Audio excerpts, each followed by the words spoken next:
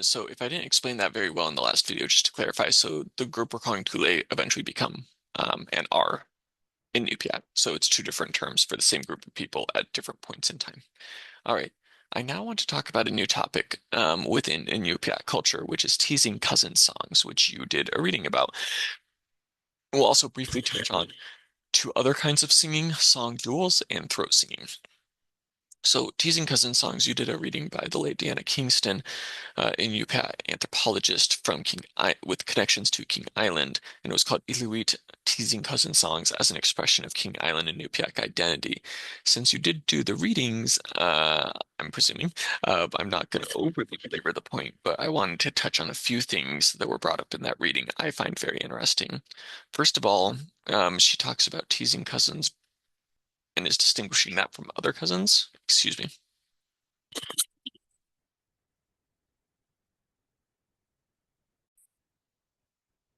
Sorry about that. So there's kind of a distinction made between different kinds of cousins that can be made in Inupiat. It's not always made. There is a generic term for cousin, as at least the way I understand it, anak. But then there are also specific terms for teasing cousin, Illuweet, and that's also your cross cousin. And then there's your parallel cousins, like your agnakan on your mom's side, or your Anutikan on your dad's side, so your patriline or your matriline. There's other stuff I've seen where some of these terms are actually like combined together, so it gets a little confusing. And I don't claim to be an Inupiat language expert, but the one point I do want to make as an anthropological expert is that this practice of sometimes distinguishing between your cross and parallel cousins is a thing that we actually see in a lot of cultures. English doesn't make that distinction, but many, many, many different cultures do across North America, across the ancient, across the Middle East, across India, across many different places. So generally, a parallel cousin is somebody that you're related to as a cousin, but you're related through either your father's brother or your mother's sister, aka you're related through um, the sibling sharing gender with your parent on each respective line. So that makes sense that it's parallel, right? So it's especially if you think of it from the perspective of cultures that have like matrilineal or patrilineal clans, right? So it's sort of parallel in the sense that we're like people that are sharing a clan identity through two sets of brothers, a set of brothers or a set of mothers, respectively. Your cross cousin is the one where it's the flip of that, right? So your father's sister's kids or your mother's brother's kids. So those would be your cross cousins, right? It's like going crossways of it.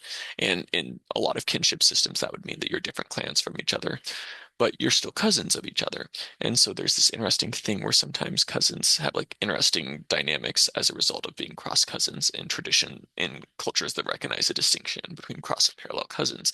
In the context of King Island Nubia, the way this manifests is that like your cross cousin is your teasing cousin, and it's like a cousin that's kind of expected to give you a hard time throughout your life and like joke around with you and tease you and kind of make fun of you somewhat. It's kind of this like joking cousin tradition. That's not confined to solely King Island. I've heard even people down here in Dena'ina context like refer to this in a way that like almost sounds like that, but it's like a pronounced, like very clear thing here in King Island Inupiat tradition that's associated with the whole genre of songs that you read about.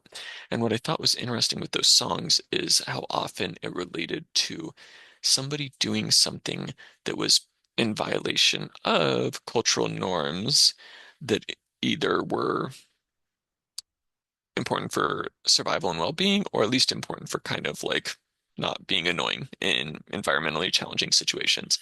So, as a few examples, the one about I was filled with confusion when a white man asked me a question. There's a lot of vocables here that I'm skipping, or like words that don't have a precise linguistic meaning. It turned out to be because of Kimanak. So basically, this story about when Kimanak gave bad instructions to the helicopter that was trying to lifeline somebody off of the island, right? A little girl. And so, from what I gather, everyone was fine. It was okay, but it could have been a really dangerous thing because Kimanak gave bad directions. And so they're kind of like teasing, making fun of Kimanak all these years later. Now, it's meant to be funny. It's meant to make fun of Kimanak, and people do laugh at it.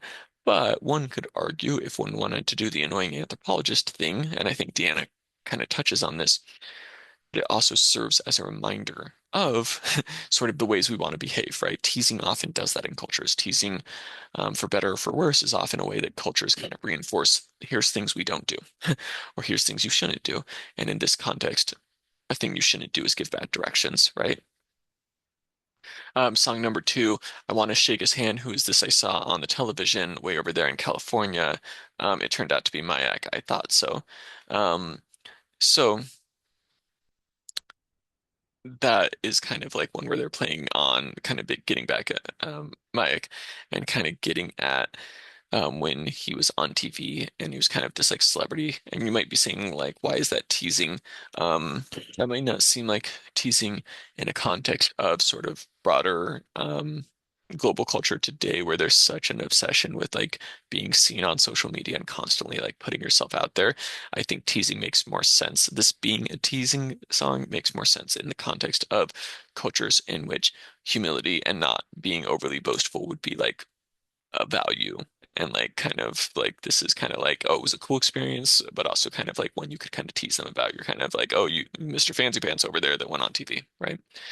And then the one about little Tiolana who basically didn't got upset because she got cold, and it says wouldn't put her snowshoes on inside the wind. From what I gather, not like literally like snowshoes, like the snowshoes to walk on snow, but like heavier duty boots, I think is what's being referred to here. But either way, there's kind of multiple things going on here. One of which is that within this cultural tradition, you're supposed to dress for the weather, right? As they say, no such thing as bad weather, only bad gear. And number two, you're not supposed to complain about the weather, right? It's like it's on you to be prepared for the weather, and it's not like it's the weather's fault, and you're not supposed to complain about the weather. So you're kind of making fun of what Tiulana was doing in that. And so teasing in these contexts, right, it's funny and it's amusing, and it is also a way of reinforcing kind of social expectations of what we do as a community, right? It also, I would argue, and I think Deanne explains this really well in the reading, reinforces relationships through gentle straining. So, in a totally different context, Western Apache, they talk about how you use teasing jokes to like stretch leather, like kind of how you would like work leather to make it more supple. And I think that applies here as well. Like basically we use teasing as a way of kind of like pulling at the boundaries a little bit of like cousin relationships, but also in a weird way reinforcing them by like teasing each other. So they're entertainment, they're reinforcing of norms, and they're also sort of reinforcing of relationships. So I liked what she said about from an outsider's perspective, Ugyamvangmyot Illuweet Atut do not appear to be humorous, and an outsider would probably not understand their significance. So in a sense, most jokes are inside jokes to a culture, because if you think about how humor works at a basic level, it's very, very often a contradiction of expectations. Like you thought something was going to be this, but it was this other thing as well. Whether it's, slapstick comedy where that's on like a physical level, or whether that's more of like witticisms that are on like a linguistic level, humor very often relies upon we had an expectation and then the expectation was subverted in some kind of odd, interesting way. Um, like my silly little meme down here about Mortal Wombat, which is going to make a lot of sense or not a lot of sense, depending on if you've ever heard of the video game Mortal Kombat. But anyways, a culture's humor tradition, often that's one of the hardest things to translate across cultural boundaries and language boundaries. Often jokes just don't translate over well because they rely so much on subverting expectations, and the expectations are things you got from your culture. So if you're coming at it from a different culture, you don't know what the expectations are. So it doesn't make sense how the expectations are being subverted and played with. So the joke doesn't make a lot of sense, or at least it makes sense, but you don't get like why it'd be funny. It's just like, okay. So that's a little bit about teasing cousin songs.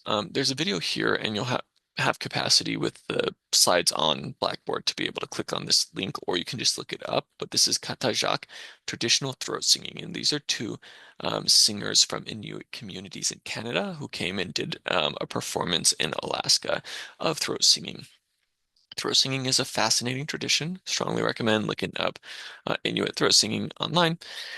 But basically, women. It's specifically a women's form of singing, and it's basically doing deep guttural noises over and over again that are like melodic, like they hit well, harmonic is a better way to put it. They like hit a specific tone, but it's also sort of supposed to sound like animals.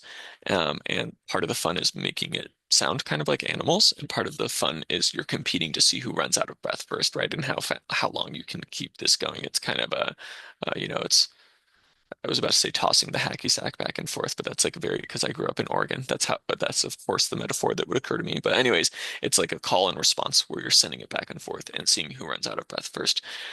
It's been called puzzle piece singing in the sense that your like tones have to like fit together. It's really, really cool for genre of singing, and something that traditionally was done when men were out hunting that specifically women performed with other women, which I think is really special and really cool. Inuit song duels is the last form of songs that I'll talk about. There's so many others that we could get into, but this is the third form of Inuit singing I want to get into. Inuit culture has such a rich tradition of song, sacred song, dance songs, um, teasing cousin songs, throw singing, so many different things. I want to end on song duels. So, song duels, I've not seen a lot of good evidence for this being in Alaska, though correct me if I'm wrong. But the more so, this is something that like you see with traditionally, historically, I mean, like not necessarily at present, but historically in what we now call Canada and what we now call Greenland. So basically, when people would have beef with each other, you're in like this small scale society. There's not like a police force back in the day, right before colonialism. You can't really like put somebody in prison. There's not a prison. And if there were to be a prison, what are you going to like guard it with like one of the people in your village that needs to be like off working? Like that's not going to work. Besides which, prison itself is like a very like a construct that's primarily found in things like impure cultures that have had empires historically. So point is, you don't like have prisons in this context. You're a police force. So like, what do you do when people have beef? And especially if it becomes a beef, a conflict that like cannot just be squashed by the leaders and elders of the community. If it's like something that's getting out of control.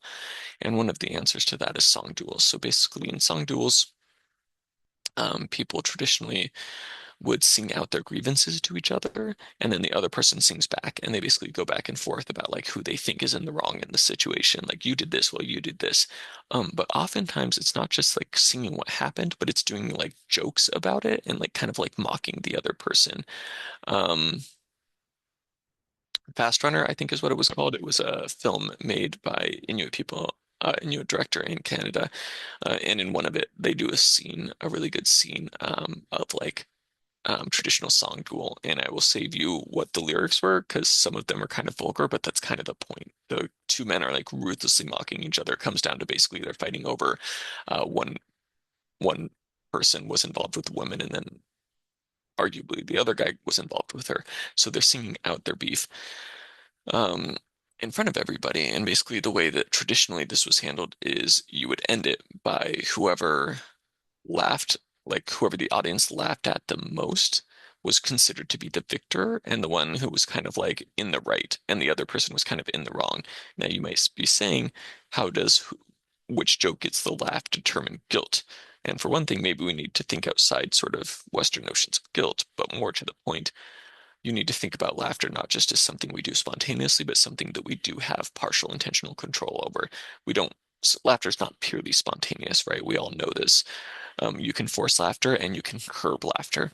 And so we should look at this as the audience sort of through laughter signaling who they think is in the right in this situation. So sometimes between villages, sometimes within villages, but a fascinating way of dealing with social conflict through song. So that video, that movie I mentioned was A200, The Fast Runner by Zacharias Kunuk, who was Inuit. So interesting. They did a really cool recreation of a song duel. All right, we're going to pause there.